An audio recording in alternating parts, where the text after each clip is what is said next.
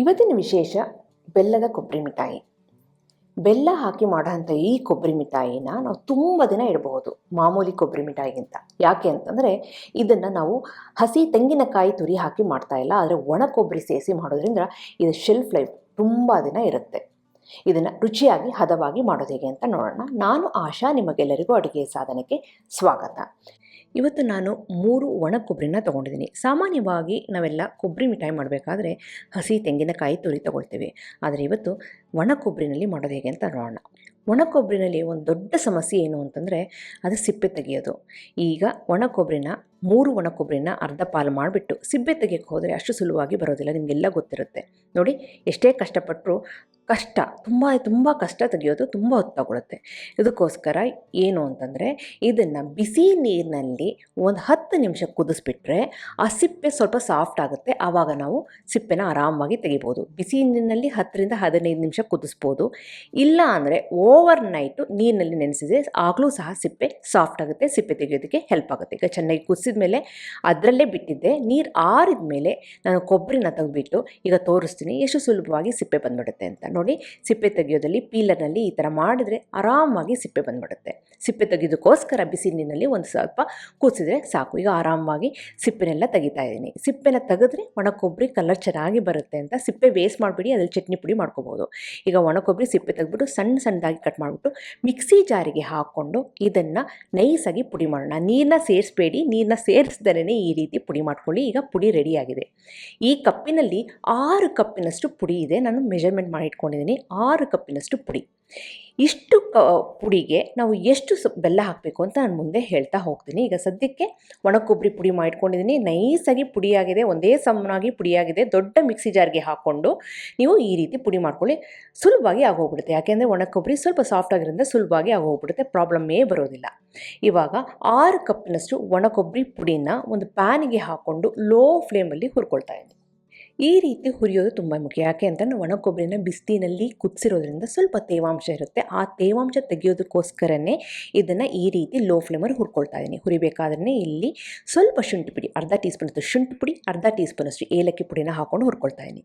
ಈಗ ಅದು ಹುರಿದಾಗಿದೆ.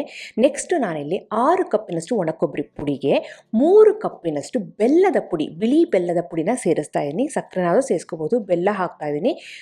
6ಕ್ಕೆ 3 ಬೆಲ್ಲದ ಪುಡಿನ ಹಾಕಿ ಸ್ವಲ್ಪ ನೀರನ್ನ ಸೇರಿಸ್ಕೊಂಡು ಈ ಬೆಲ್ಲನ ಕರಗಿಸ್ಕೊಳ್ಳೋಣ. ಪಾಕ ಬರೆಸೋ ಅವಶ್ಯಕತೆ ಇಲ್ಲ. ಈಗ ಈ ಬೆಲ್ಲ ಕರಗಿದ್ದಾದ ತಕ್ಷಣ ಇದನ್ನ ಫಿಲ್ಟರ್ ಮಾಡ್ಕೊಬಿಟ್ಟು ಅದರೇನಾದರೂ ಕಸ ಕಡ್ಡಿ ಇದ್ದರೆ ಅದನ್ನ ತೆಗೆದುಬಿಟ್ಟು ನೆಕ್ಸ್ಟ್ ನಾವು ಇದನ್ನು ಒಣ ಕೊಬ್ಬರಿ ಪುಡಿಗೆ ಸೇರಿಸ್ಬೇಕಾಗತ್ತೆ. ಆಮೇಲೆ ನಾವು ತಿರುತ್ತಾ ಪಾಕ ಬಂದಿ ಅಂತ ನೋಡಬೇಕಾಗತ್ತೆ. ಇವಾಗ ಪಾಕ ಬರೋ ಅವಶ್ಯಕತೆ ಇಲ್ಲ. ಆ ಬೆಲ್ಲ ಎಲ್ಲ ಚೆನ್ನಾಗಿ ಕರಗಬೇಕು. ಕರಗಿದ ಮೇಲೆ ಇದನ್ನು ನಾವು ಫಿಲ್ಟರ್ ಮಾಡ್ಕೊಳ್ಳೋಣ. ಈಗ ಬೆಲ್ಲದ ನೀರು, ಇದು ಪಾಕ ಅಲ್ಲ, ಬೆಲ್ಲದ ನೀರು ರೆಡಿಯಾಗಿದೆ. ಈಗ ಫಿಲ್ಟರ್ ಮಾಡ್ಕೊಳ್ಳೋಣ. ನಾನು ಮತ್ತೆ ಹೇಳ್ತೀನಿ, ಎಷ್ಟು ಕೊಬ್ಬರಿ ಪುಡಿ ತೊಗೊಳ್ತಿರೋ ಅದು ಅರ್ಧ ಭಾಗದಷ್ಟು ಬೆಲ್ಲನೂ ಸಕ್ಕರೆನೂ ಕರೆಕ್ಟ್ ಆಗುತ್ತೆ. ಈಗ ನೋಡಿ, ಫಿಲ್ಟರ್ ಮಾಡ್ತಾ ಇದ್ದೀನಿ. ಸ್ವಲ್ಪ ಕಸ ಕಡ್ಡಿ ಇದೆ, ಅದನ್ನ ಸೈಡಿಗೆ ತೆಗೆದುಬಿಟ್ಟು ಈಗ ಬೆಲ್ಲದ ನೀರು ರೆಡಿಯಾಗಿದೆ.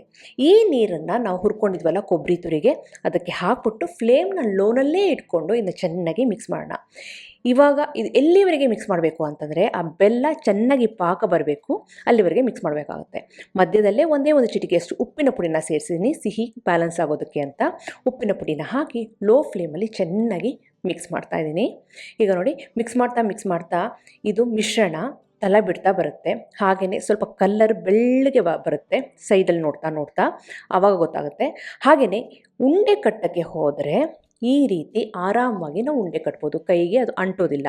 ಉಂಡೆ ಕಟ್ಟಿದೆ ಅಂತಂದರೆ ಇದು ಪರ್ಫೆಕ್ಟಾಗಿ ಹದ ಬಂದಿದೆ, ಬೆಲ್ಲದ ಪಾಕ ಕರೆಕ್ಟಾಗಿ ಬಂದಿದೆ ಅಂತ.